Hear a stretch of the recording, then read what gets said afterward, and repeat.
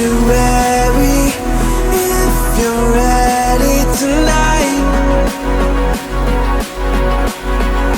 I know that it's all so heavy.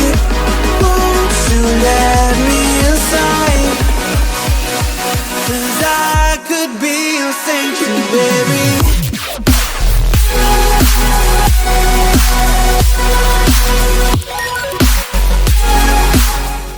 What's up guys, hope everyone is doing well. In this video I'm going to be quickly summarizing my essential proof for why Bitcoin has entered a bull run, and I say essential because obviously I don't know what's going to happen. Nobody knows what is going to happen, but nonetheless this is what I think is the most likely, what I think has what all the evidence, what all the data points to the most. So first and foremost, these yellow macro, these bullish triangles we see leading into these four vertical, these white dashed ranges that I have on here.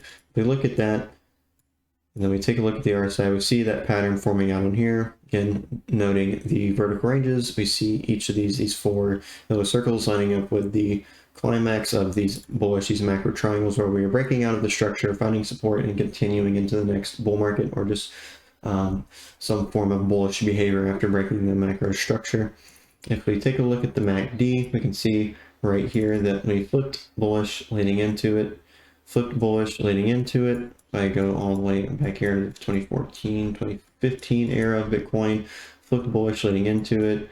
I go back to 2011, 2012, see the same thing, flipped bullish leading into it. Each of these vertical ranges basically line up with what I personally think of as just these bullish, these transitory buildup of momentum, just Bitcoin building up, kind of like loading up into the actual like full throttle portion of the overall bull run that is being basically confirmed due to the obviously the macro triangles, the pattern that we see here for the RSI itself reaching the bottom, the most oversold territory. It is decreasing over time. We're setting lower lows roughly over time.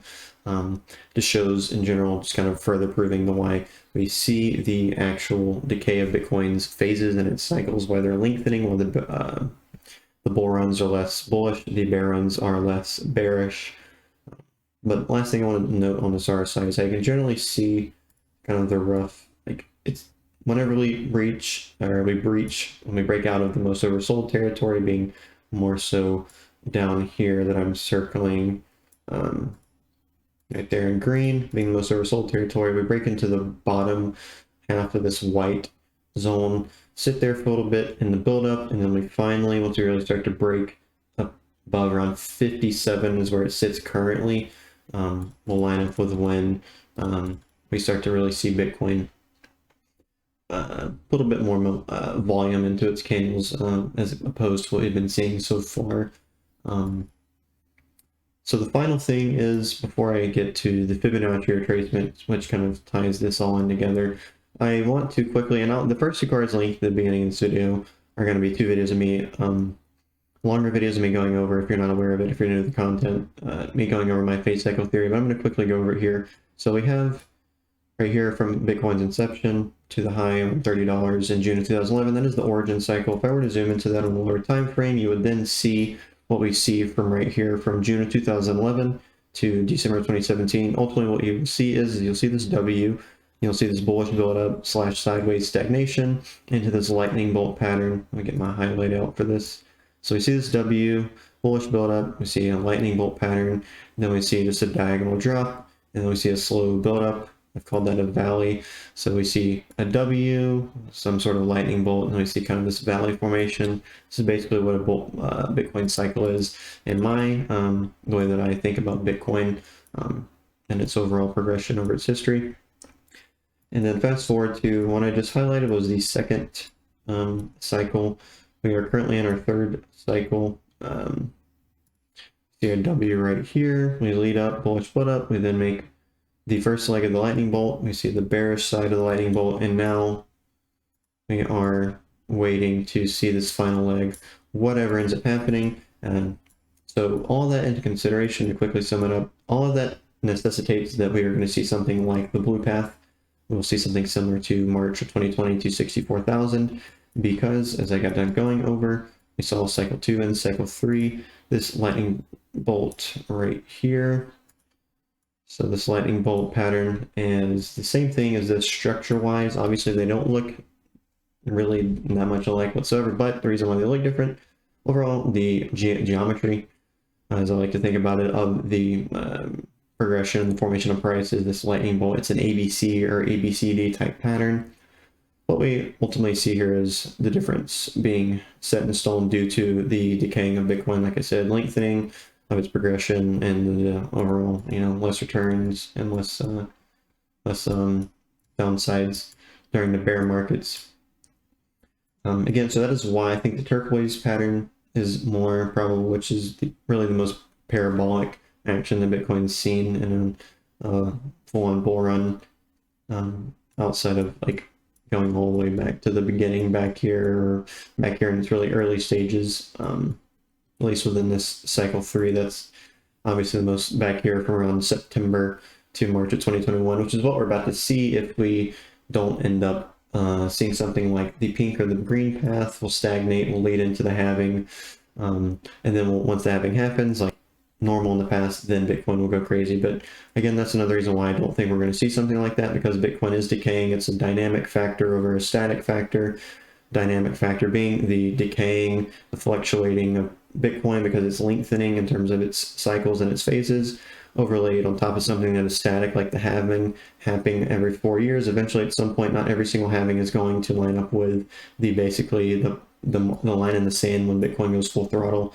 I think this time it's going to line up basically with the top range, leading into the all-time high. But before I get to the final thing, again, 20,000 bottom of the barrel, that's bullish support. I think we can, if we see a drop leading into the halving, I think 20,000 will be held. 33,000 is the upper line that needs to be held. Also, you can see right here clearly, that was basically, this right here was the crux leading into the second half of the bear market. 33,000 is a very clear number. It's also just a nice psychological number because it's just an exact value, 33,000. Lastly is the Fibonacci retracement, which just to me kind of really ties everything in together, full picture. Kind of puts a nice bow on the reasoning I've been going over, the logic in this video behind why I think, what I think is going to happen. But anyways, if we take the retracement top to bottom, the first macro triangle, we can see Bitcoin made its top 2.186 to 2.362. Let's do that again. For the second triangle right here, we can see that this phase, so this would be phase 2 from this top to this low. Just to go back, this would be phase 1 from this top to this low. Phase 1's high would have been up here. Now we're looking at phases 2 within cycle 2's high in December 2017, lining up with the exact same range, 2.186 to 2.362. So we're heading into, now we're in cycle 2, cycle 3. I'm going to take the retracement from the top of phase 1 to the bottom of phase 1. We can see that we have yet to meet our phase 1 top yet, which again, just to reiterate, lines up with this area right here in 2013, 2014. That was, technically we're in the third iteration of what is commonly known as a super cycle.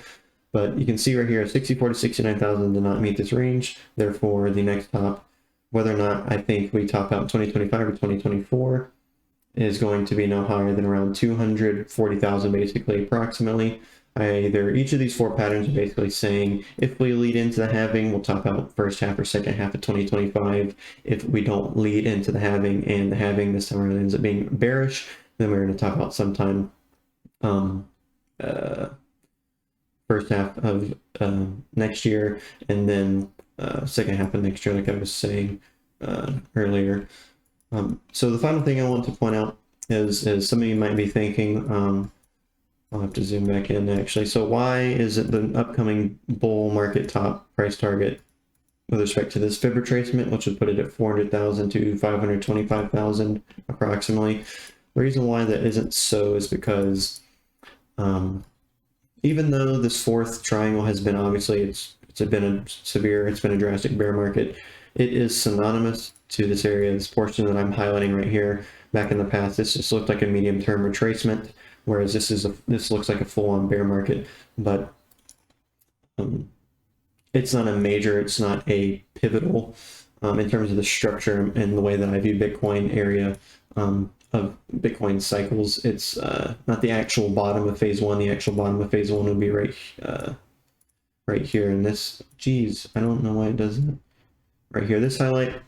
This is the bottom of cycle 3's phase one, and this highlight right here is the bottom of cycle 2's phase one. So therefore, the upcoming bull market top would coincide with reaching, like I said, with respect to this retracement right here, up to as high as around 240,000 or as low as 180,000 basically. So we're looking at approximately 180,000 to 240,000, broadly speaking. Because like I said, I don't know if this blue pattern is what is going to happen. So I think, broadly speaking, either 2024 or 2025 Bitcoin will hit a top range of 180,000 to 240,000. But that really concludes what I wanted to go over in this video. So hopefully you enjoyed. Again, none of this is financial advice. By all means, do not listen to me. Do not make decisions, financial decisions based upon what I've gone over in this video. Make your own decisions. Come to your own conclusions, do your own research. But outside of that, hopefully you took away something from this in an educational sense. You were able to learn something. It's really what the purpose of this channel is meant to be for. But I hope you all have a blessed day. Ooh, I'm regretting now, won't I see you forever, such a long time.